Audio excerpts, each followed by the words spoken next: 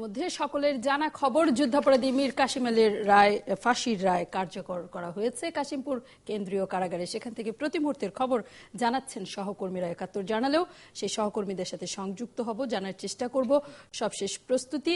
মানিকগঞ্জের পথে যাত্রা করবে মীর কাসেম আলী, শেষ যাত্রা সেই মানিকগঞ্জ থেকেই শুরু করেছিল জীবন। পিডব্লিউডির কর্মকর্তা, নিম্ন মধ্যবিত্ত পরিবারের তৈয়ব আলীর দ্বিতীয় পুত্র মীর কাসেম আলী। মীর কাসেম আলী চট্টগ্রাম বাবার চাকরি সূত্রে যাবার পর থেকেই খুলতে শুরু করেছিল এই পরিবারের ভাগ্য। হাজার কোটি টাকার মালিক বনেছিল মীর কাসেম আলী। একেবারে স্বাধীনতা যুদ্ধের পর, মুক্তিযুদ্ধের পর দেশ ছেড়ে পালিয়ে যাওয়া মীর কাসেম আলী ইনডেমনিটির সুযোগ নিয়ে এই দেশে ফিরে এসেছিল কোটি টাকার বাণিজ্য নিয়ে। আল রাবেতা নামে সংস্থা গঠন করে কাজ শুরু করেছিল টেকনাফে রোহিঙ্গাদের পুনর্বাসনের নাম করে। কত শত শেয়ার তার নামে, কত শত হাজার কোটি টাকা প্রতিষ্ঠানের মালিক সে। দিনভর সেই খবর নিয়ে আমরা ছিলাম ৭১-এ, এবং ৭১ জানালে আরেক দফা আপনাদের স্বাগত জানাচ্ছি এবং এই খবরের আলোচনায় আমাদের সাথে যুক্ত করে নিচ্ছি ডিবিসি সম্পাদক জাহেদুল হাসান পিন্টু এবং শহীদ সাংবাদিক সিরাজউদ্দিন হোসেনের সন্তান তৌহিদ রেজানুর। আপনাকে তৌহিদ রেজানুর, আমরা নানানভাবে এই জিনিসটাকে উপলব্ধি করতে পারি, বর্ণনা করতে পারি এবং হয়তো উদযাপনও করতে পারি, কিন্তু এটার ভাগিদার নিঃসন্দেহে শহীদ পরিবার, মুক্তিযোদ্ধা, সকল মুক্তিযোদ্ধার সন্তানেরা। প্রথমে আপনাকে অভিনন্দন জানাচ্ছি এবং আপনার মাধ্যমে সকল শহীদদের প্রতি শ্রদ্ধা জানাচ্ছি। আপনার প্রতিক্রিয়া সবার আগে। প্রতিক্রিয়া আমি এভাবেই বলবো যে ১৯৭১ সালে আমাদের আপন স্বজনেরা যারা আত্মত্যাগ করেছিল এবং নৃশংস হত্যাকাণ্ডের শিকার হয়েছিল ৭১ সালে, তাদের একজন যারা এই হত্যাকাণ্ডের সাথে সরাসরি জড়িত ছিল এবং অত্যন্ত সুপরিকল্পিতভাবে হত্যা করবার জন্য যে বাহিনী গড়ে উঠেছিল আলবদর বাহিনী, সে আলবদর বাহিনীর একজন কমান্ডার, ইসলামী ছাত্র সংঘের একজন নেতা মীর কাসেম, তার আজকে যে রায় হলো, এর আগেও তারই অন্যান্য যারা সঙ্গী ছিল তাদেরও রায় হয়েছে, মৃত্যুদণ্ড হয়েছে। তো এটি আমি শহীদ পরিবারের একজন হিসেবে বলবো যে আমাদের জন্য অত্যন্ত একটি অন্যরকম দিন, মানে বাংলাদেশ মুক্তিযুদ্ধের চেতনায় ফিরে যাওয়ার আরেকটা ধাপ যেন এগিয়ে গেল, যার জন্য আমার মা অপেক্ষা করেছেন।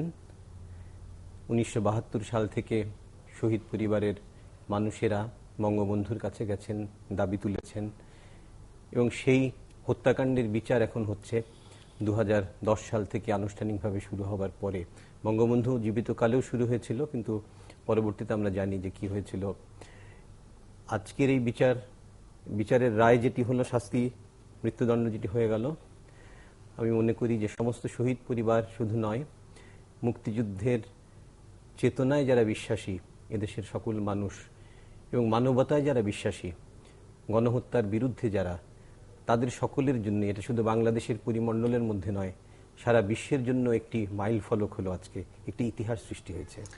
তৌহিদ রেজানুর, জাহেদুল হাসান পিন্টু, আপনার কাছে ফিরবো এবং বিশেষ করে আপনার কাছে জানতে চাইবো, মায়ের প্রসঙ্গ আপনি টেনেছেন।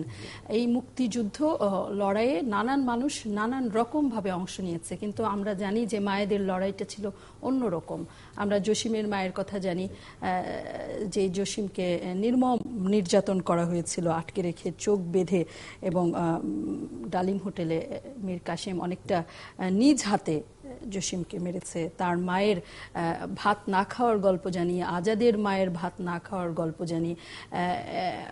মা তো বিচার দেখে যেতে পারেননি, কিন্তু তার এরকম একটি রায় কার্যকরের অপেক্ষায় তিনি প্রহর গুনেছেন। আমরা কোনো অভিজ্ঞতা আপনার কাছে শুনতে চাই। এটি বলা এই মুহূর্তে এই জন্য জরুরি, আমি আপনার স্মৃতিটাতে ফিরিয়ে নিতে চাচ্ছি, যে সেটা হয়তো কিছুটা নির্মম, কিন্তু এটা খুব জরুরি এই সময়ে, কারণ দিনভর আমরাই গণমাধ্যমে, সামাজিক যোগাযোগ মাধ্যমে মীর কাসেম আলীর কান্নাকাটির খবর দিচ্ছি, জানাচ্ছি, তার মেয়ের আবেগঘন স্ট্যাটাস শেয়ার করছি, ফলে আমরা ৭১-এর কথা শুনতে চাই। আমি এইভাবেই বলবো যে আমার মার, আমরা ৮ সন্তান, আর ৭১ সালে আমার বড় ভাই মুক্তিযুদ্ধে চলে গেলেন। যখন উনি মুক্তিযুদ্ধে চলে গেছেন, তখন আমাদের চামেলিবাগের বাসায় এই 8 সন্তানকে নিয়ে ব্ল্যাকআউট চলে এবং নানাভাবেই যে পরিস্থিতি, যুদ্ধ পরিস্থিতিতে অন্যান্য সমস্ত পরিবারের মতোই মানে নিজ বাসভূমে পরবাসী সেই ধরনের একটা পরিস্থিতির মধ্যে, শ্বাসরুদ্ধকর পরিস্থিতির মধ্যে মা আমাদেরকে তখনও সাহস জুগিয়েছেন, শক্তি দিয়েছেন। তো সেই জায়গায় আমি বলবো যে তার চোখের সামনে দিয়ে যখন 32 বছর বয়স, তখন আমার বাবাকে আলবদর বাহিনীর লোকেরা এসে বাড়ি থেকে অপহরণ করে নিয়ে গেল। এরপর থেকে যে লম্বা সময়, 71 সালের পর থেকে উনি আমাদের ছেড়ে চলে গেছেন 2012 সালে। এই পুরো সময়ে আমরা বড় হয়ে ওঠার সময়ে সবসময় বুঝতে পেরেছি একটি বিষয়, যে উনি একই সঙ্গে আমাদেরকে যেমন অনেক প্রতিকূলতার মধ্যেও ঠিক থাকার জন্য, মানে আমি বলতে চাচ্ছি ন্যায়ের পথে থাকার জন্য যে অনুপ্রেরণা সেটা দিতেন, বাবার কথা বলতেন, একই সঙ্গে সেই ঘৃণাটাও আমাদের মনে উনি তৈরি করে দিয়েছিলেন যে যে সমস্ত হত্যাকারী, যে সমস্ত অমানুষ, শুধু আমার বাবা নয়, এদেশের লক্ষ লক্ষ মানুষকে সেদিন হত্যা করেছিল, তাদের বিরুদ্ধে রুখে দাঁড়ানো আমাদের কর্তব্য।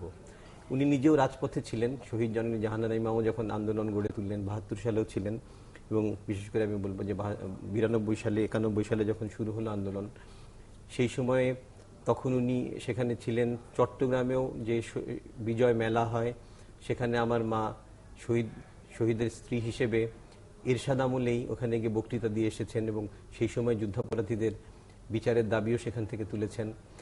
তাই এটা শুধু আমার মায়ের কথা তো নয়, আমি বিশ্বাস করি যে এইভাবে এদেশের লক্ষ লক্ষ মা, ঘরে ঘরে মায়েরা, এই যে আজকে যে বিচারের রায় কার্যকর করা, এই অর্জনও তো আসলে তাদের একটা বড় অর্জন, তাদের সারা জীবনের লড়াইয়ের অর্জন। নিশ্চয়ই, এবং 71-এর শেষ হয়ে যাওয়া যুদ্ধটা তো তাদের জন্য থেমে ছিল না, একেবারে আবার নতুন করে যুদ্ধ করেছেন, যুদ্ধ বিধ্বস্ত দেশে আবার তাদের সন্তানদেরকে গড়ে তুলেছেন আদর্শবাদী সন্তান হিসেবে, এবং তারা চোখের সামনে দেখেছেন মীর কাসেম আলীদের হাজার কোটি টাকার পাহাড় গড়ে তোলা। জায়েদুল হাসান, আপনার কাছে আসবো, অনেকগুলো বিষয়ে বিশ্লেষণ, গণমাধ্যমের ভূমিকার আলোচনা সমালোচনা শুনবো।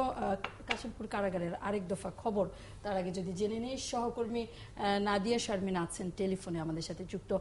নাদিয়া, সবশেষ কি খবর, মীর কাসেম আলীকে নিয়ে অ্যাম্বুলেন্স বেরিয়েছে কিনা? রূপা, আমরা কিন্তু ফাঁসির যে খবরটি পেয়েছি, 8:30 সময় তার ফাঁসি হয়েছে, এরপর থেকে কিন্তু বেশ কিছু প্রক্রিয়া থাকে। সেই প্রক্রিয়াগুলোর মধ্যে একটি হচ্ছে সুরথাল করা, এবং এরপরে যে বাকি তার গোসল করানো সহ বিভিন্ন যে প্রক্রিয়াগুলো থাকে, সেই প্রক্রিয়াগুলো সম্পূর্ণ করতে খানিকটা সময় আগেও লাগতে দেখেছি, এখনো লাগছে। সে কারণেই এখনো পর্যন্ত কিন্তু এই লাশবাহী অ্যাম্বুলেন্স, 3টি যে অ্যাম্বুলেন্স ঢুকেছিল সেগুলোকে আমরা বেরিয়ে যেতে দেখিনি।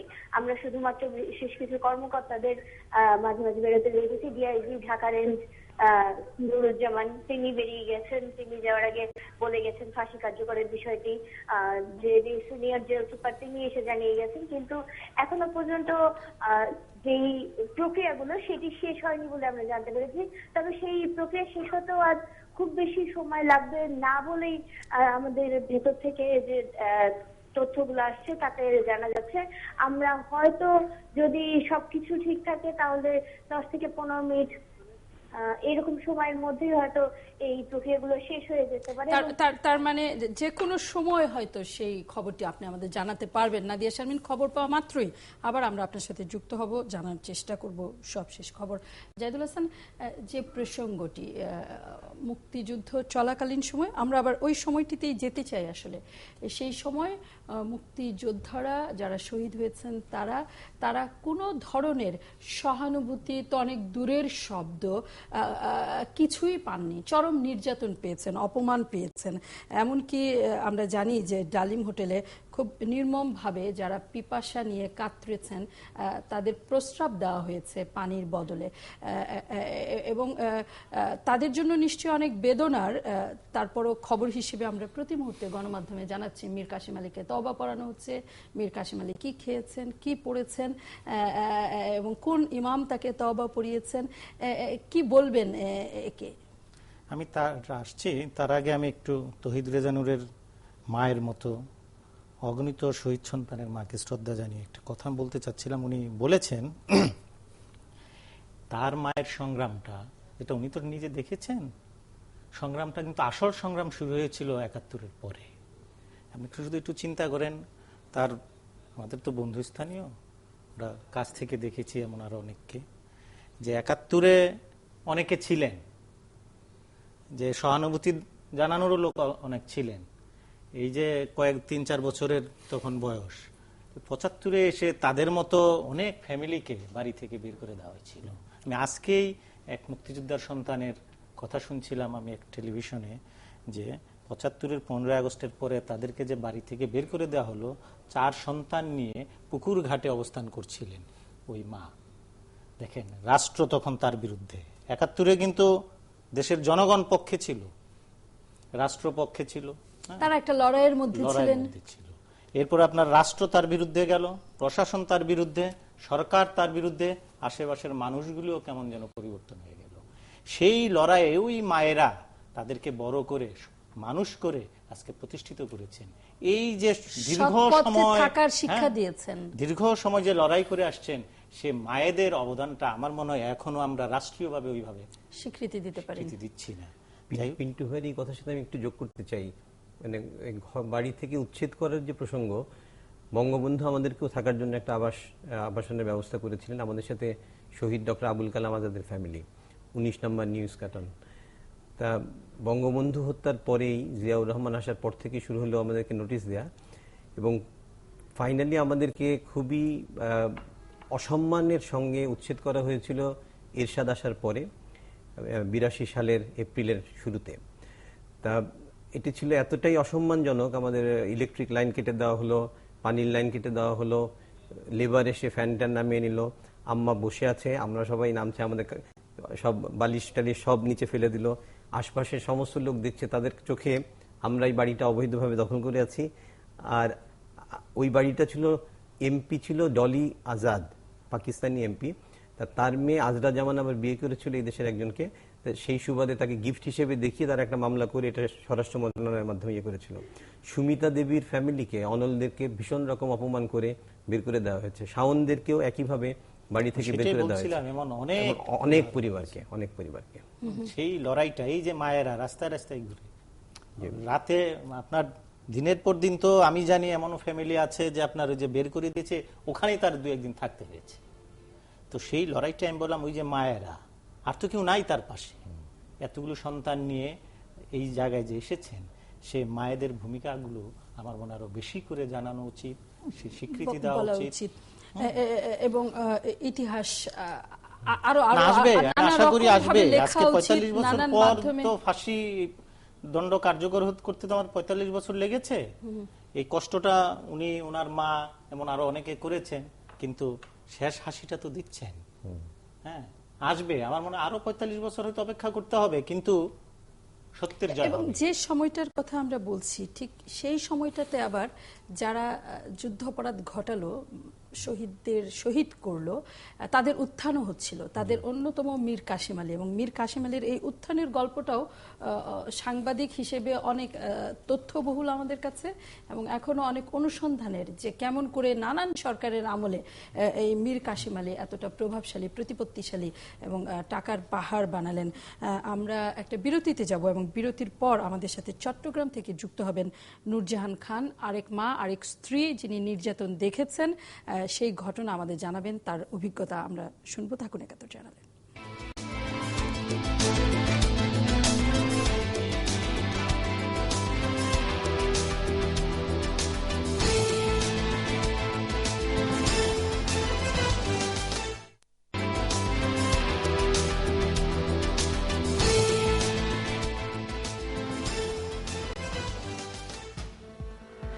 বদর নেতা ও ৭১-এর ঘাতক মীর কাসেমের ফাঁসি কার্যকর, জাতির আরো একটি দায় মুক্তি। ফাঁসি ও বিচার ঠেকাতে কোটি কোটি টাকা ঢেলেছে কাসেম, অর্থের উৎস তদন্ত করবে সরকার। ৯০ জেএমবির প্রশিক্ষক মুরাদের ময়নাতদন্ত শেষ, অভিযানে আহত পুলিশ কর্মকর্তারা শঙ্কামুক্ত। কোরবানি শেষ হবার ৪৮ ঘন্টার মধ্যে বর্জ্য সরানোর নির্দেশ, তৃতীয় দিন থেকেই পরিচ্ছন্ন অভিযান। চাইনিজ তাইপেকে হারিয়ে এএফসি অনূর্ধ্ব 16 চ্যাম্পিয়নশিপের মূল পর্বে সানজিদা কৃষ্ণারা।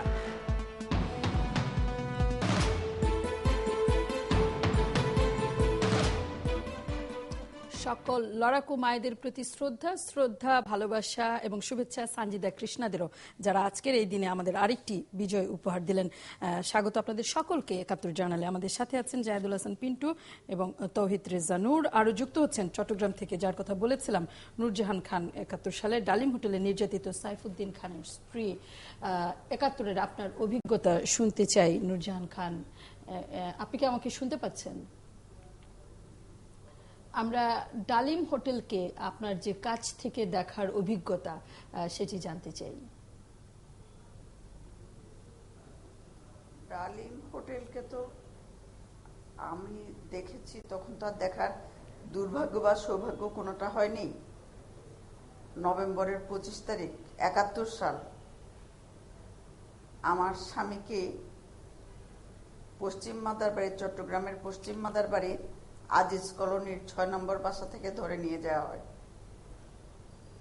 তখন আলবদরের নেতৃত্বে তাদের প্রায় 25 থেকে 30 জনের একটা দল গেছিল। প্রত্যেকেই সশস্ত্র ছিল এবং প্রত্যেকের মুখ ঢাকা ছিল। তারা যারা সীমান্ত পার হয়ে মুক্তিযুদ্ধে যাবে এমন অনেকেই আমাদের ঘরে ছিলেন। তার মধ্যে ডক্টর ইরশাদ কামাল খান, চট্টগ্রাম ইউনিভার্সিটির ইকোনমিক্সের প্রফেসর, তখন তিনি ফার্স্ট ইয়ারের ছাত্র ছিলেন চিটাগাং কলেজের। মুসলিউদ্দিন খান ছিলেন, উনি এখন আমেরিকাতে। অ্যাডভোকেট নুরুন নবী ছিলেন, উনি মারা গেছেন, উনি তৎকালীন নেপের সভাপতি ছিলেন। আমার স্বামী সাইফুদ্দিন খান নেপের সেক্রেটারি ছিলেন। সুলাল চৌধুরী ছিলেন তৎকালীন ইস্টার্ন ব্যাংকিং কর্পোরেশনের অফিসার। অরুণ চৌধুরী ছিলেন তৎকালীন ইস্টার্ন ব্যাংকিং কর্পোরেশনের অফিসার। অরুণ চৌধুরীর স্ত্রী উষা চৌধুরী ছিলেন। উষা চৌধুরীর বোন চিনু দাস ছিলেন। চিনু দাসের স্বামী মোহরিকে নাজিরহাট কলেজের প্রিন্সিপাল। এই ছাত্র সংঘেরই উত্তরসূরি শিবিরের নেতারা ঘরে কুপিয়ে মেরে রেখে যায়। সে ৭১ সালের কথা। আমার রাত 4:30টার দিকে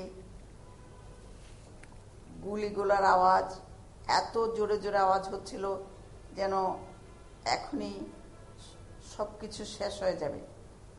তারপরে লাথি কিরকম করে যেন সেই গেট ভেঙে ফেললো। গেট ভেঙে চলে আসলো ঠিক আমাদের ঘরটা 6 নম্বর ঘর। এই 12টা ঘরের মধ্যে আজিজ কলোনির ওদের জানা আছে কয় নম্বর ঘরে। 6 নম্বর ঘরে এসে আবার আমাদের ঘরের গেটও লাথি মেরে ভেঙে ফেললো। ভেঙে তারপর আমাদের ঘরে ঢুকে এবার দরজায় যখন লাথি মারা শুরু করেছে, তখন আমার স্বামী সাইফুদ্দিন খান দরজা খুলে দিলেন। দরজা খুলে দেওয়ার সাথে সাথে এরা হুড়মুড় করে সবাই ঢুকলো। সবাই সশস্ত্র ছিল, সবার মুখে মাংকি ক্যাপ ছিল।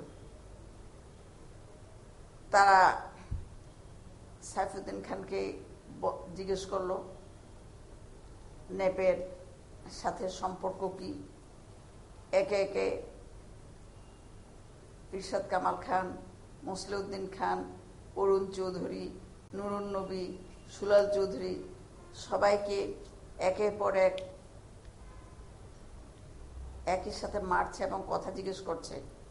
তখন আমার একমাত্র মেয়ে, তার বয়স 1.5 বছর প্রায়। হঠাৎ দেখি 3 নম্বর কক্ষে চিল্লাচিল্লি। তাড়াতাড়ি ওই কক্ষে গেলাম। তখন দেখি অ্যাডভোকেট নুরুন নবী সাহেবকে বলছে, ও আপনি সেই ন্যাপের প্রেসিডেন্ট নুরুন নবী, আপনাকেই খুঁজছি, সসম্মানে আসুন। সেই টেবিলের উপরে একটা সবুজ মলাট দেওয়া বই ছিল, সেটা ছিল গেরিলা যুদ্ধের ইতিবৃত্ত। সেই বইটা নিয়ে ওনার মুখের উপর ধরে জিজ্ঞেস করলো এটা কি।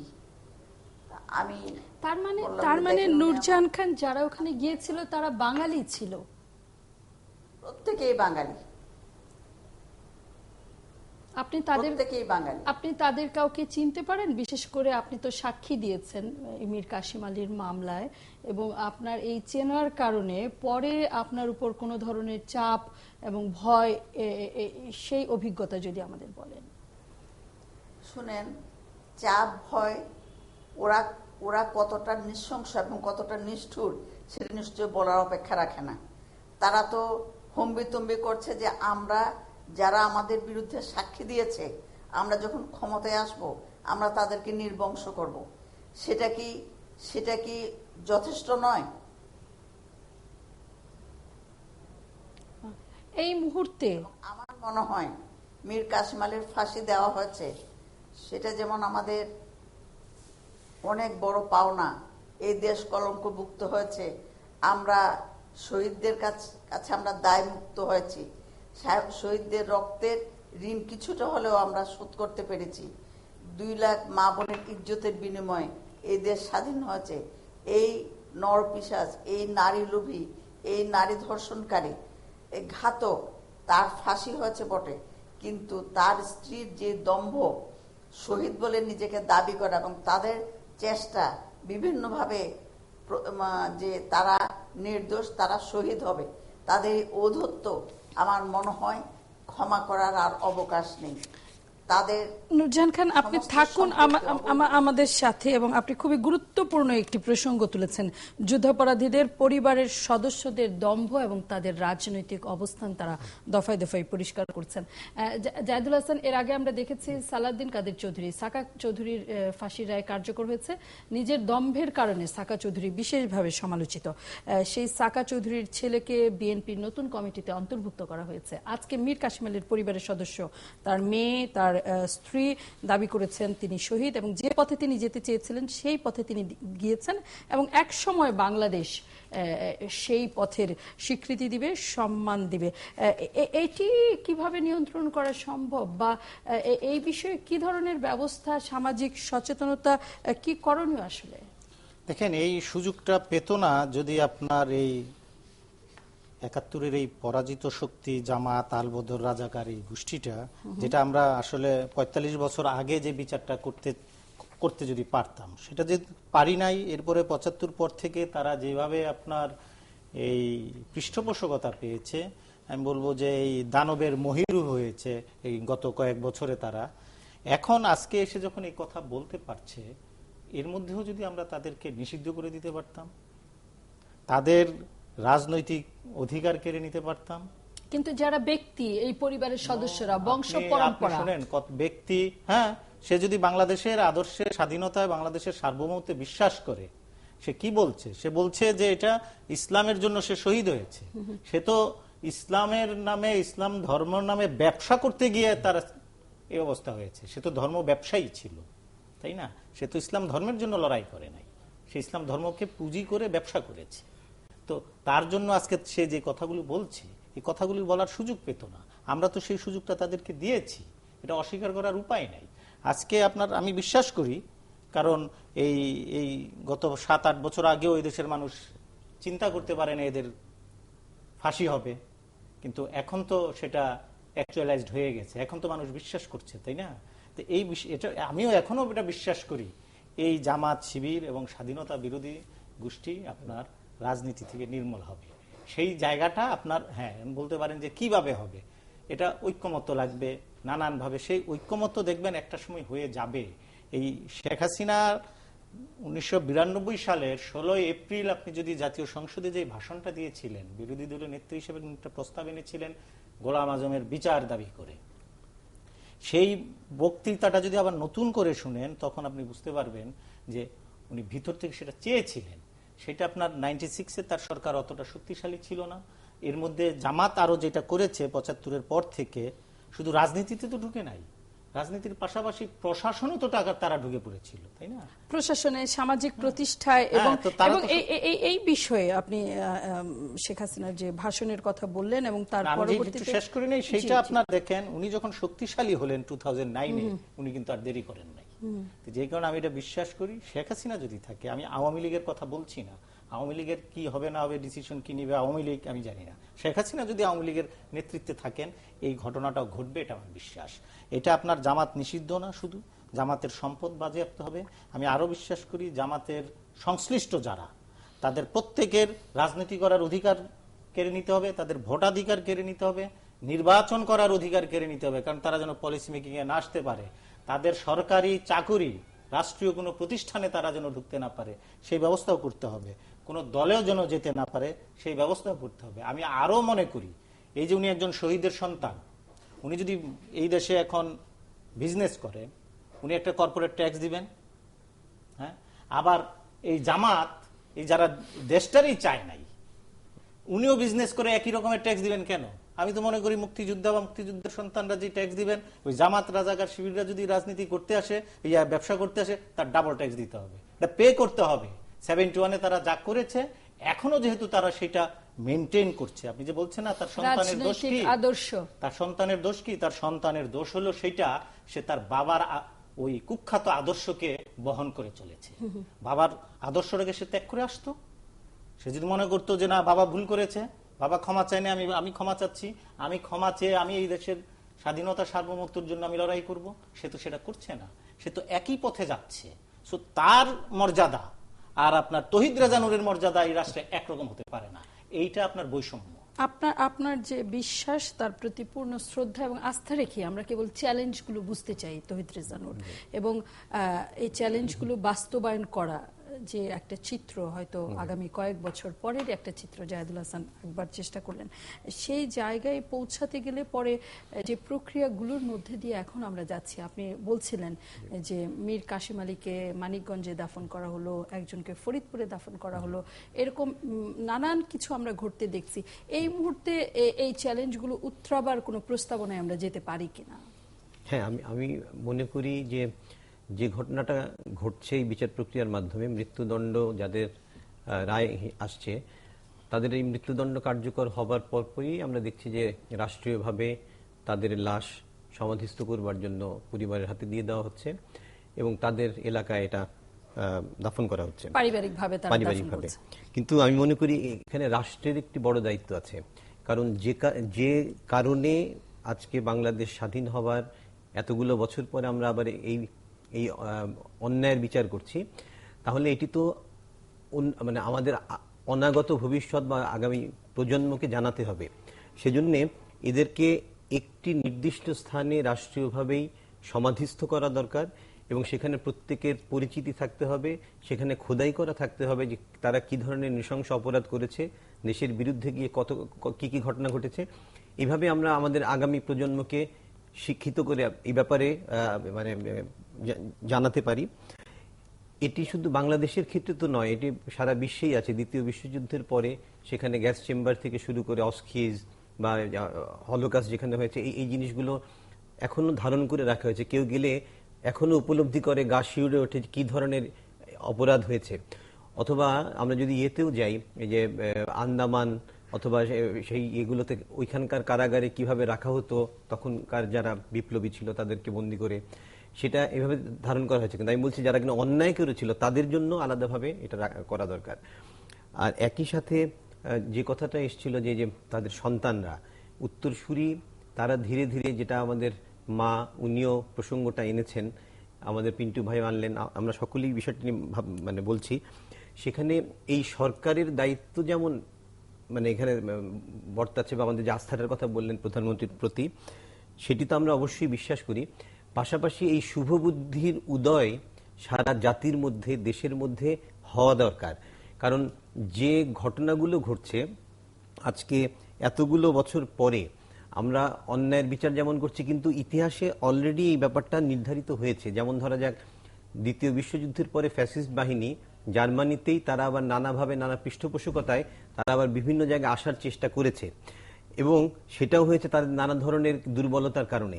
কিন্তু জার্মানিতে ফ্যাসিস্ট বাহিনী বলে কোনো বাহিনী নাই, তাকে ইয়ে করা হয়েছে, তাকে নিষিদ্ধ ঘোষণা করা হয়েছে, ডিনায়াল অ্যাক্ট আছে। তাহলে সেখানে হিটলারের বিভৎসতার কথা দ্বিতীয় বিশ্বযুদ্ধের বিষয়ে ওই ব্যাপারে যদি নাজি বা ফ্যাসিস্টদের পক্ষে কেউ কোনো কথা বলে, তাহলে এখন বিচারের ব্যবস্থা তাদেরকে করা হয়।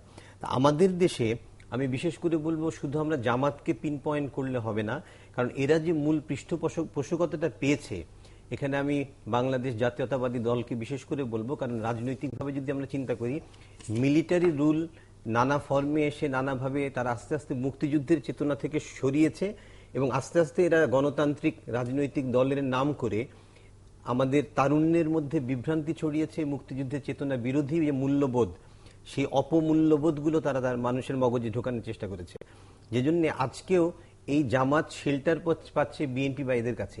আমি বিশেষ করে বলতে চাই আজকের এই বিশেষ রাতে, তা হলো যে খন্দকার মাহবুব হোসেন, যে কিনা বিএনপির একজন উপদেষ্টা, তাকে আমরা প্রায়শই বলতে শুনি, একে তো মানে উনি লড়ছেন যুদ্ধাপরাধীদের পক্ষে, যেটি মানে ভাবাই যায় না যে একজন দায়িত্বশীল আইনজীবী কিভাবে নরঘাতকদের পক্ষে লড়ে শুধু কিছু টাকার জন্য। এবং দায়িত্বশীল যায় না, উনি 72-তে, হ্যাঁ, উনি পাবলিক প্রসিকিউটর ছিলেন। রাজাকারদের উনি প্রথম, আমি ফাইলে যা দেখলাম, 28 নভেম্বর এক রাজাকারের মৃত্যুদণ্ডের আদেশ হয়েছিল, সেই মৃত্যুদণ্ড দেওয়ার জন্য উনি প্লি করেছিলেন, আপিল করেছিলেন, রাষ্ট্রপক্ষের আইনজীবী ছিলেন। এবং তিনি কিন্তু ব্যক্তি নন, আমি বলতে চাই, যুক্ত করতে চাই আপনার সাথে, তিনি কিন্তু আইনজীবীদের যে সংগঠন আছে সেটি নেতৃত্ব দিয়েছেন নানান সময়ে। ফলে এককভাবে নিশ্চয়ই না, উনি শুধু ব্যক্তি নন। এবং সেই ক্ষেত্রে আরেকটি অ্যালার্মিং জায়গা যেটি আমি মানে মনে করি, এবং সেজন্য আমি শুভবুদ্ধির কথা বলতে চাচ্ছি, সেটা হলো উনি একে তো নরঘাতকদের পক্ষে লড়ছেন, তারপরে আবার সারা জাতিকে উনি হুমকি দিচ্ছেন যে দেশের হাওয়া পাল্টালে আবার এর বিরুদ্ধে ইয়ে হবে, এর বিচার হবে, এই সমস্ত কত বড় উদ্ধত্ত। যে কথাটি নূরজাহান এই লোককে তো কোনোভাবেই মানে বিচার এর হওয়া দরকার, যে কিভাবে একজন দায়িত্বশীল লোক যে কিনা জাতির প্রশ্নে, রাষ্ট্রের প্রশ্নে একটা বিচারের আয়োজন করা হচ্ছে, এবং এটা মানবতার প্রশ্নে, সে সারা বিশ্বের জন্য এটা একটু উদাহরণ হচ্ছে, সেইখানে সে এবং অন্যান্য তার যে দল আছে তারা যে সমস্ত কাজকর্ম করছে এবং যে সমস্ত কথা বলছে, সেগুলোকে খুব দৃঢ়ভাবে বিচারের আওতায় আনা দরকার। নূরজাহান খান, আপনাকে বসিয়ে রেখেছি, ক্ষমা প্রার্থনা। আপনার কাছে আরেক দফা জানতে চাইব, আপনি নিজে রাজপথের একজন লড়াই করা মানুষ এবং নানান সংগঠন সূত্রে সাধারণ মানুষের সাথে মেলামেশার অভিজ্ঞতা আছে আপনার, খুব কাছ থেকে দেখেছেন যুদ্ধাপরাধীদের, কাছ থেকে দেখেছেন মুক্তিযোদ্ধাদেরও।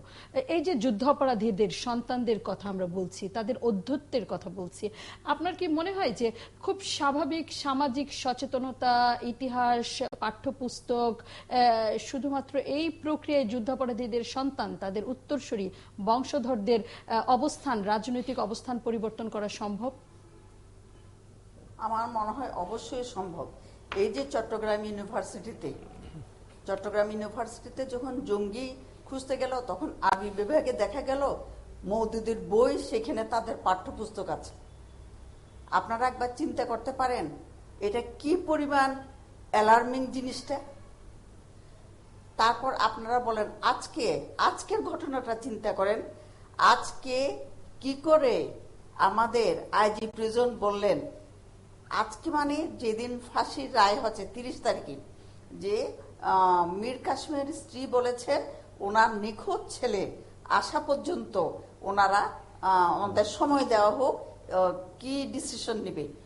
এবং আমরা মানবিক, কাদের জন্য আমরা মানবিক হব? কেন আমরা মানবিক হব? মানবিক কার জন্য হতে পারবো? এই মীর কাসেম যে নারী ধর্ষণকারী, যে বুদ্ধিজীবী হত্যা করেছে, প্রগতিশীল মানুষকে হত্যা করেছে, হিন্দু বেছে বেছে হত্যা করেছে, আগুন লাগিয়েছে কিশোর, তরুণ এবং পুরা প্রজন্মকে শেষ করে দিয়েছে, তার পরিবারের জন্য, তার জন্য তো আমাদের কোনো মানবিক হতে হবে না, এবং আমরা কোনো মানবিক হতে চাই না। আমরা চাই তাদের সমস্ত সম্পত্তি সরকার নিয়ে নিক, তাদেরকে রাজনীতি থেকে দূরে রাখা হোক, কোনো রাজনৈতিক অধিকার তাদের থাকবে না, ভোটের অধিকার তাদের থাকবে না, সমাজে বাঁচার অধিকার তাদের নেই, এই সমাজ তাদের জন্য না, তারা চলে যাক পাকিস্তানে। অনেক এই দেশ ধন্যবাদ তাদের জন্য নূরজাহান অমর। খান আমাদের সাথে যুক্ত হবার জন্য, এই মধ্যরাতের নানান সংকটের সহ্য করে এবং সীমাবদ্ধতার মধ্যে। অনেক ধন্যবাদ আপনাকে। গুরুত্বপূর্ণ কথা আমরা নূরজাহান খানের কাছ থেকে শুনলাম এবং সেই নির্যাতনের ঘটনা আসলে দুই একটি বিচ্ছিন্ন ঘটনা দিয়ে বোঝা সম্ভব নয়, মন্তব্য দিয়েও সম্ভব নয়। বিশেষ করে মীর কাসেম, তার জীবনের লক্ষ্য ছিল সবশেষ যে বক্তৃতা ছাত্র শিবিরের অনুষ্ঠানে ধরা পড়বার আগে 2012 সালে মীর কাসেম আলী দিয়েছিল, সেখানেও হিন্দু নিধন করতে হবে, হিন্দু মুক্ত সমাজ গঠন করতে হবে, চরম সাম্প্রদায়িক মৌদুদিবাদী অবস্থানই মীর কাসেম পরিষ্কার করেছিল। আমরা বিরতিতে যাব এবং বিরতির পর এসে শুনবার চেষ্টা করব মীর কাসেম আলীর জীবিত অবস্থায় তার যে অধ্যত্ব এবং সম্পদের পাহাড় গড়ে তোলার কাহিনী এবং বিচার ফাঁসিকে ভিন্ন খাতে নেওয়ার জন্য সেই সম্পদের যেমন ব্যবহার শঙ্কা তৈরি করেছিল বিচার প্রক্রিয়ায়। এবং আমাদের সাথে যুক্ত হবেন তুরিন আফরোজ, আন্তর্জাতিক অপরাধ ট্রাইব্যুনালের আইনজীবী। থাকুন একাত্তর চ্যানেলে।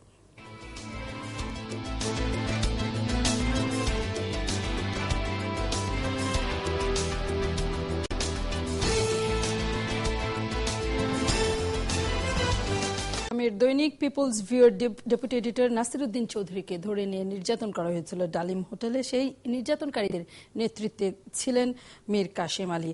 নির্যাতন করে হত্যা করা হয়েছিল সাংবাদিক সিরাজউদ্দিন হোসেনকেও। নির্যাতন করে হত্যা করা হয়েছে অসংখ্য বুদ্ধিজীবীদের এবং যে পেশায় যিনি অভিজ্ঞ ছিলেন, যার যেখানে দক্ষতা ছিল, সেই অঙ্গ প্রত্যঙ্গ কেটে নিয়েছিল এই যুদ্ধাপরাধীরা। সেই বিচারের ধারাবাহিকতায় মীর কাসেম আলীর ফাঁসির রায় কার্যকর করা হলো এবং এই খবর নিয়ে আছি আমরা একাত্তর জার্নালে। আমাদের সাথে আছেন শহীদ সাংবাদিক সিরাজউদ্দিন হোসেনের সন্তান তৌহিদ রেজা নূর এবং আছেন জাহেদুল হাসান পিন্টু সাংবাদিক। আমাদের সাথে যুক্ত হচ্ছেন আন্তর্জাতিক অপরাধ ট্রাইব্যুনালের prosecutor barrister doctor Turin Afroz. এবং আমরা যে তুরিন আফরোজ, আপনাকে স্বাগত জানাচ্ছি এবং অভিনন্দন। এই মামলাটি আপনার হাত ধরেই এগিয়েছে এবং নানান সময়ে আমরা তুরিন আফরোজের কাছে একটু নানান সময়ে আমরা জানি যে মীর কাসেম আলীর নানান রকম প্রভাবের কারণে এই বিচার নিয়ে অনেক শঙ্কা তৈরি হয়েছিল এবং সেই পথ পাড়ি দিতে হয়েছে। এবং মীর কাসেম আলীর দম্ভের কথাও আমরা জানি আদালতে। দু একটি ঘটনা, বিশেষ করে যেদিন রায় হলো 2014 সালের নভেম্বরে, যতদূর আমার মনে পড়ে নভেম্বরের শুরুতে আন্তর্জাতিক অপরাধ ট্রাইব্যুনাল তাকে যে ফাঁসির রায় দিল, সেই দিনও তো তিনি অনেক অধ্যত্ব দেখিয়েছিলেন, আপনি ছিলেন সেখানে। জি, আসলে এমনি মামলা চলাকালীন সময়ে মোটামুটি নিশ্চুপ থাকলেও যেদিন মাননীয় ট্রাইব্যুনালে রায় ঘোষণা করা হলো তার ট্রায়ালের, সেদিন কিন্তু মৃত্যুদণ্ড ঘোষণার সাথে সাথে উন্মুক্ত আদালতে তিনি চিৎকার করে কথা বললেন একটা, যেটা আসলে খুবই আমাদের মনে রাখার মতো কথা। সেটি হচ্ছে, সবাই বেঈমান, বেঈমানের বাচ্চা, আমি সবার নাম বলে দেব। এই যে কথাটা আসলে প্রসিকিউটর হিসেবে তো শুনে হঠাৎ করে আমরা একটু অবাকই হলাম যে কাদেরকে তিনি বেঈমান বলছেন আর কাদের নাম তিনি ঘোষণা করবেন। সুতরাং শঙ্কার জায়গা এরকম থাকে। এবং উচ্চ আদালতেও যখন মামলার শুনানি চলছিল, তখন কিন্তু এরকম কথা আমরা বেঞ্চ থেকে শুনেছি, কে কত টাকা খেয়েছে সেই খবর আছে, রায় সব কিছু আসবে। সুতরাং এই যে শঙ্কা তৈরি হওয়ার জায়গাগুলো কিন্তু ছিল রূপা। সুতরাং এটিকে আমরা উড়িয়ে দিতে পারি না। এখানে টাকার একটি লেনদেনের কথাবার্তা সবসময় প্রথম থেকে ছিল, কিন্তু দুর্ভাগ্যজনকভাবে আমাকে কেউ টাকা অফার করেনি, সুতরাং আমি এটা চোখে দেখিনি। আমরা আপনাকে বিশ্বাস করতে চাই এবং আমরা বিশ্বাস করি আপনাকে দেওয়া হলে আমরা হয়তো সেটার ভাগ ছিটে ফোটা পেতাম। এবং জাহেদুল হাসান, হাস্যরস হলেও এটি একটি গুরুত্বপূর্ণ বিষয়, মীর কাসেম আলীর টাকার উৎস এবং কত টাকা, এটি কি মীর কাসেম আলীর ব্যক্তিগত সম্পদ নাকি জামাতে ইসলামের খাজাঞ্চি, সেই ঘটনা আমরা জানি না। ব্যক্তিগত বিষয়টা তো কখনই ওনারা দেখাবেন না। উনি ব্যক্তিগত যে খরচ হিসাবটা সরকারের কাছে দেন, সেটা 3-4 কোটি টাকা। পার্সোনাল যেটা বাৎসরিক আয় 15 লাখ টাকা, 16 লাখ টাকার একটা আয় উনি দেখান এনবিআর এ, যেটা 2010 সালের রিপোর্ট আমরা যেটা দেখলাম। কিন্তু এর পাশাপাশি যতগুলো অর্গানাইজেশনের উনি ডিরেক্টর, এই সবগুলোর অর্থ যদি যোগ একসাথে করা হয়, সেটা তো কয়েক হাজার কোটি টাকা। এই টাকাটা আপনার জামাত তাকে দায়িত্ব দিয়েছিল অর্গানাইজ করার জন্য। জামাতের জানেন এই দলটা একজন এক একজনের শিবিরকে দায়িত্ব দিয়েছে, রক কাটো, আরেকজনের সাইদুর রহমানকে দায়িত্ব দিয়েছে জেএমবি করো। কতগুলো সংগঠন যেগুলো ডিরেক্টরশিপকে আপনি হাজার হাজার কোটি টাকা বলছেন, ইসলামী ব্যাংক, কয়টা শুনতে চান? আমি ইবনে আপনি পড়ে শোনাই, কয়েকটা পড়ে শোনাই, এতগুলো তো হবে না, হাজার হাজার। ধরেন আপনি আছে তার এই ইসলামী ব্যাংক, কেয়ারি লিমিটেড, ইসলামী ব্যাংকের 2113 শেয়ার, কেয়ারি লিমিটেডের 14,000 শেয়ার, কেয়ারি টেলিকমের 10,000 শেয়ার, কেয়ারি ট্যুরস এন্ড সার্ভিসেসের 1,000 শেয়ার, কেয়ারি ঝর্ণা লিমিটেডের 20টি, কেয়ারি তাজ লিমিটেডের 5টি, কেয়ারি সান লিমিটেডের 5টি, কেয়ারি স্প্রিং লিমিটেডের 20টি, সেভেল স্কাই লিমিটেডের 100, মির আলী লিমিটেডের 25টি, দিগন্ত মাল্টিমিডিয়া লিমিটেডের 100টি। তারপরে আপনার সে কেয়ারি লিমিটেডের চেয়ারম্যান, ইবনে সিনা ট্রাস্টের সদস্য, 15টা আপনি বলেছেন, আমি গুনেছি 16টা।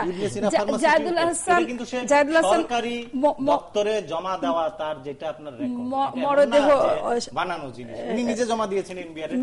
মীর কাসেম আলীর মরদেহ বের হওয়ার খবর জানাতে নাদিয়া শারমিন আমাদের সাথে টেলিফোনে যুক্ত হচ্ছেন।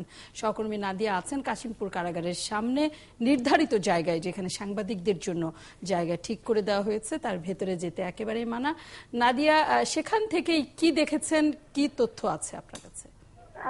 রূপা, আপনার সাথে কথা যখন বলছি তার থেকে মোটামুটি 30 সেকেন্ড বা 40 সেকেন্ড আগে গাড়িগুলো বেরিয়ে গেল। আমরা যদিও 3টি অ্যাম্বুলেন্স ভিতরে ঢুকতে রেখেছিলাম, ভেতর থেকে কিন্তু 2টি অ্যাম্বুলেন্স বেরিয়েছে এবং এর সামনে এসকর্ট করার জন্য যে পুলিশের গাড়ি ছিল সেটি বেরিয়েছে এবং সব শেষে বেরিয়েছে যে ফায়ার সার্ভিস আর সিভিল ডিফেন্সের একটি গাড়ি ছিল সেই গাড়িটি। এবং আমরা যতদূর বুঝতে পেরেছি দ্বিতীয় গাড়িটিতে আমরা দেখতে পেরেছি।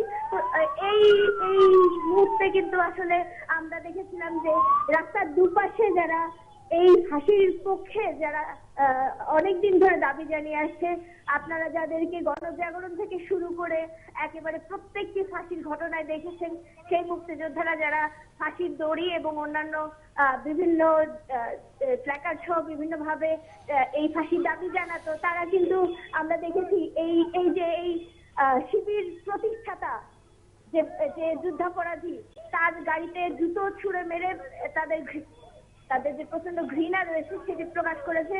এবং এই মুহূর্তে আমরা আসলে দেখছি যে তারা বিজয় উল্লাস করছে। তারা এইখানে এসে শুধুমাত্র তারাই যে বিজয় উল্লাস করছে তা নয়, বরং এই এলাকার আশেপাশে যারা রয়েছে, যারা এত রাত পর্যন্ত কিন্তু তারা জেগেছিল এবং এই এলাকার আশেপাশে বিভিন্ন সাংবাদিকদের আশেপাশে অবস্থান করছিল, তারা কিন্তু এক জায়গায় জড়ো হয়ে এখন ব্রিজ দেখিয়ে আসলে বিজয়ের প্রতীক দেখিয়ে তারা উল্লাস করছে। এখানে আমরা একেবারে ছোট শিশু থেকে শুরু করে নিয়ে বেশ বড় যারা আছে খুব সহজে নাদিয়া আমরা সেখানকার পরিবেশটি আপনার মাধ্যমে একভাবে বুঝতে পারলাম, অনুমান করতে পারলাম।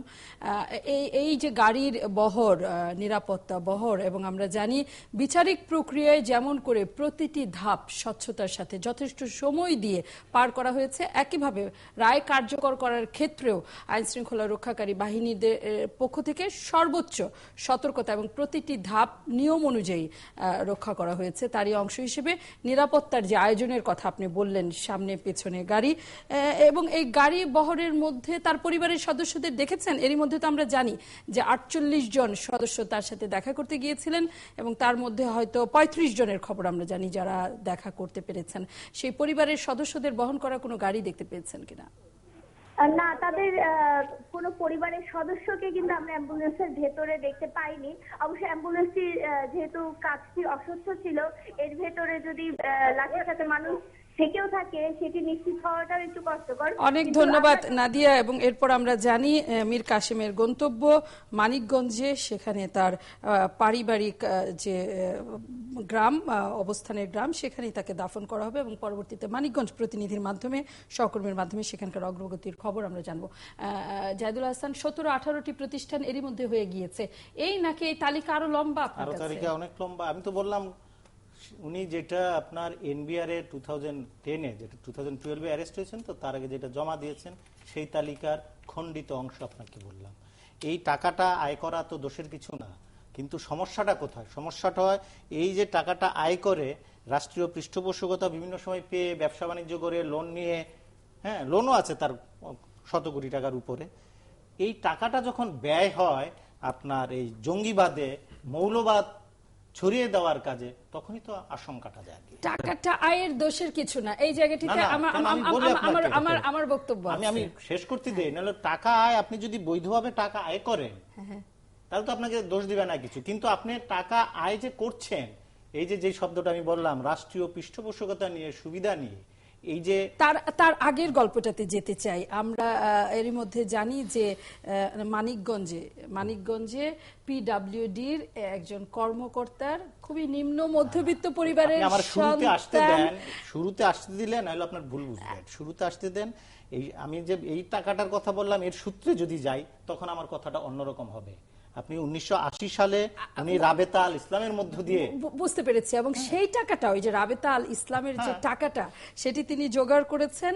বাংলাদেশে তার সমর্থকদের হত্যা করা হচ্ছে, নির্যাতন করা হচ্ছে, এরকম একটি ভুয়া ক্যাম্পেইন চালিয়ে ওই টাকার কথা বলি না, আমি বলছি বৈধ ব্যবসার কথা বলে দোষের কিছু না।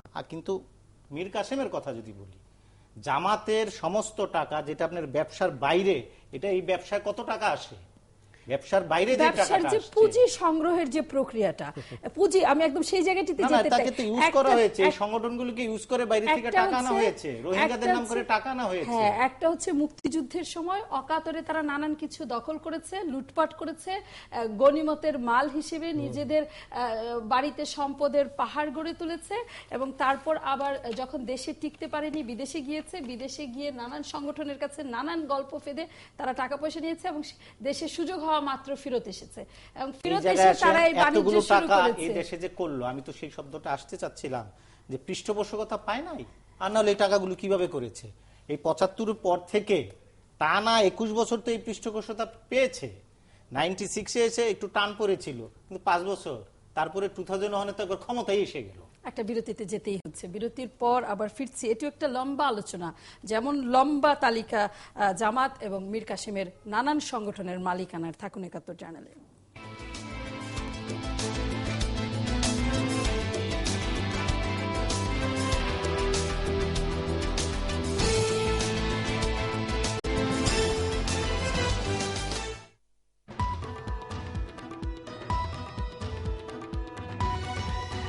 কার্যকর হয়েছে মীর কাসেম আলী যুদ্ধাপরাধীর ফাঁসির রায়, এবং এই মুহূর্তে মীর কাসেম আলীকে নিয়ে শেষ যাত্রার পথে মানিকগঞ্জের পথে আছে অ্যাম্বুলেন্স, লাশ বহনকারী গাড়ি, এবং নানান রকম ঘটনা এর মধ্যে ঘটতে শুরু করেছে মানিকগঞ্জে। পারিবারিক কবরস্থানে তাকে দাফন করার শেষ ইচ্ছার প্রেক্ষিতেই এই মানিকগঞ্জ যাত্রা। সেখানে আছেন সহকর্মী মনিরুল ইসলাম মিহির। মনিরুল ইসলাম, কি প্রস্তুতি দেখতে পাচ্ছেন? তার পরিবারের সদস্যরা কি এর মধ্যে পৌঁছেছে কিনা? আপনি এই মুহূর্তে কোথায়? আপনার চারপাশ অন্ধকার দেখতে পাচ্ছি। হ্যাঁ রূপা, আমরা যেখানে আসলে তাকে কবর দেওয়া হবে হরিরামপুরের চালা গ্রামে, সেখান থেকে 6 কিলোমিটার আগে রয়েছি আমরা, এটা কলতা নামক স্থানে।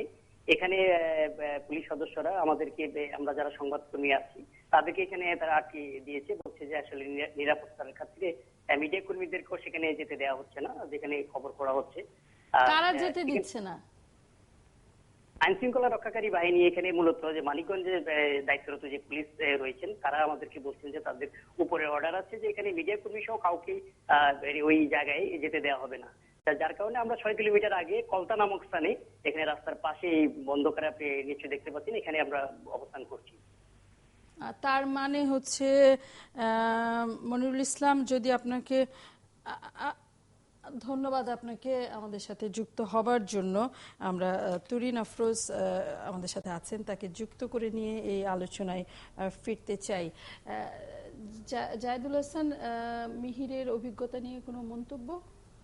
না, সেটা খুবই, এটা আমি মনে করি সাধারণই বিষয়। আপনার কোন রকমের সুযোগ তো আপনার পুলিশ দিবে না ওখানে, কারণ এই সুযোগে আবার কেউ যদি ঢুকে পড়ে কোনো একটা অকারেন্স ঘটায় দেয়, সেটা তো আবার অন্য রকমের একটা, ফলে সর্বোচ্চ সতর্কতা, ওই ধরনের কোনো সুযোগই তো দেওয়া উচিত, সর্বোচ্চ সতর্কতা। আর আমি তো মনে করি যে তৌহিদ রেজানুর যে প্রস্তাবটা দিয়েছিল সেটাই করা উচিত। যার যার বাড়িতে কবরস্থানের কি, সবগুলিরে একসঙ্গে এনে এক জায়গায় কবর দিয়ে জাতীয় ঘৃণা স্তম্ভ তৈরি করে দেয়।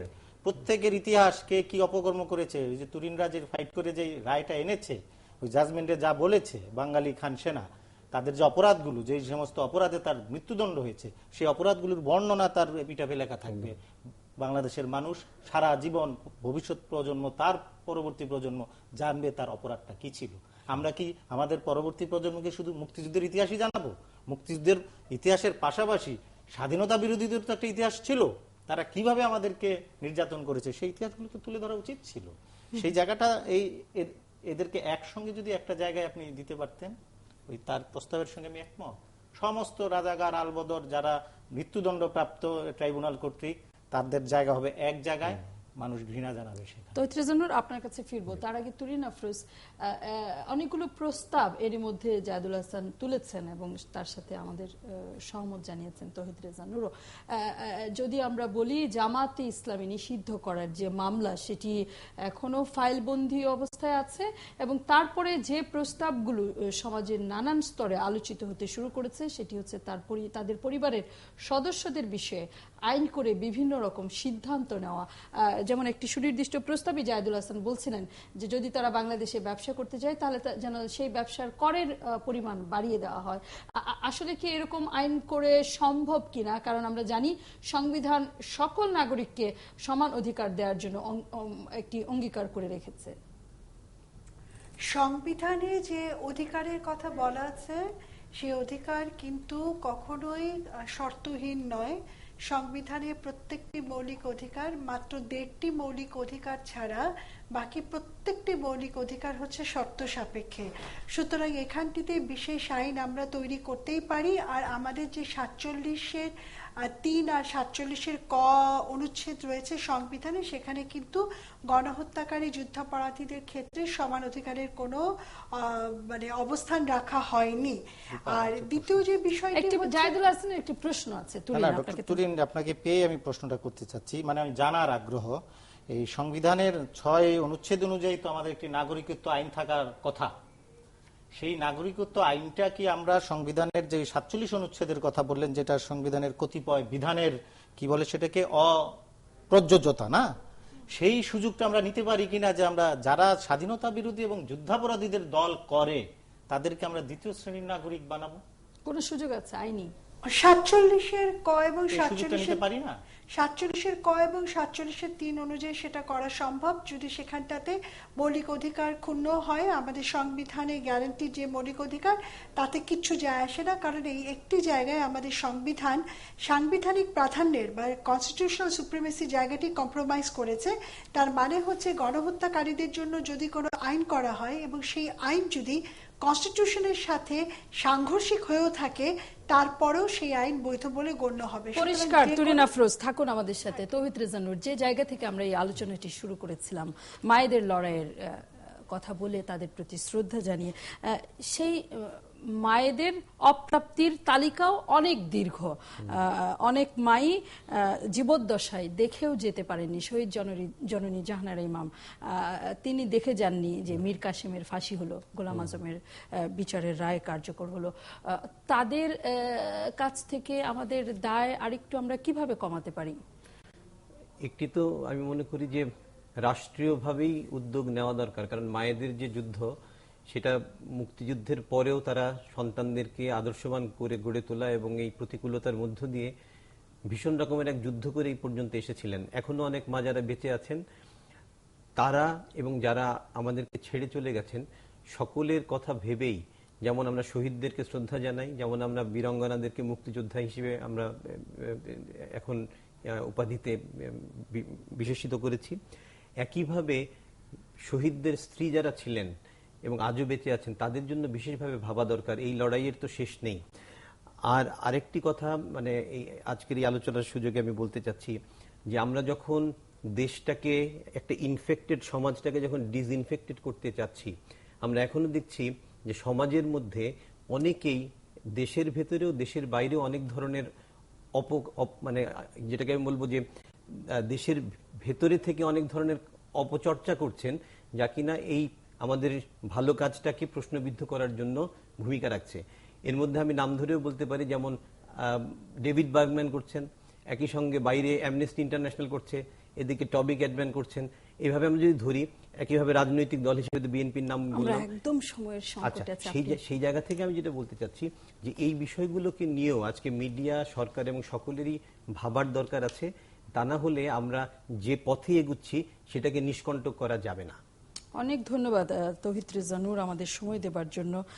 ধন্যবাদ তুরিন আফরোজ, ধন্যবাদ জাহিদুল হাসান, ধন্যবাদ আপনাদের সকলকে। একাত্তর জার্নালে সাধারণত সারাদিনের অনেক খবর নিয়ে আমরা আলোচনা করি, গুরুত্বপূর্ণ অন্যান্য খবরও ছিল, কিন্তু মীর কাসেম আলীর ফাঁসি এবং অনেক খবরের জন্ম দেওয়া এই ফাঁসির রায়, মুক্তিযুদ্ধ, ইতিহাস বিকৃতির নানান ধাপ, অন্য খবরে যাওয়ার সুযোগ ছিল না, নিশ্চয়ই ক্ষমা করবেন। আগামীকাল দেখা হবে একই সময়ে, থাকুন একাত্তরে।